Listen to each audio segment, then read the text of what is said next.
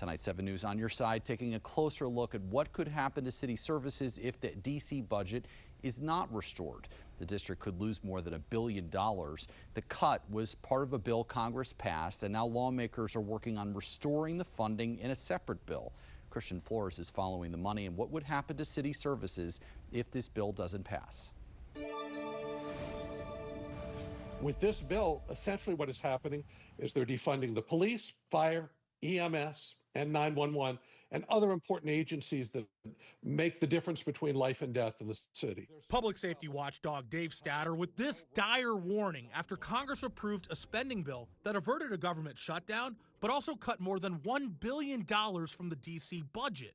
City leaders saying this would mean tens of millions of dollars cut from important services, including almost $4 million from the 911 call center, in a week that saw 2 concerning incidents there. Ambulance 26 to communications, ambulance 26 to communications, ambulance 26 to communications. This incident happening last Sunday when calls went unanswered by dispatch for 5 minutes.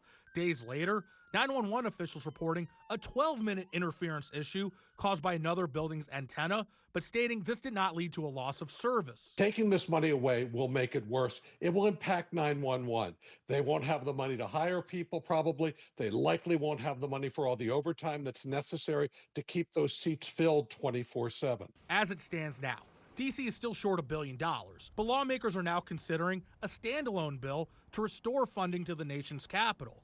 The Senate passed it, but the House has yet to take it up, though it does have support from President Trump and other Republican leaders. This bill would simply fix a mistake in the House CR that prevents the District of Columbia from spending its own tax dollars as part of its budget. 7 News on your side asked 911 officials how operations could be affected if their funding is cut.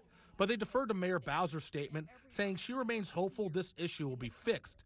We also asked the D.C. Chief Financial Officer if they have already identified cuts or layoffs, and how soon would these moves begin if the House does not approve the bill to restore funding.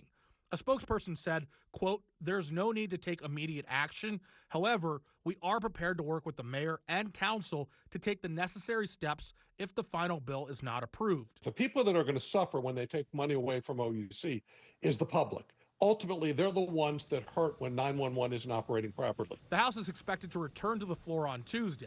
Christian Flores, 7 News.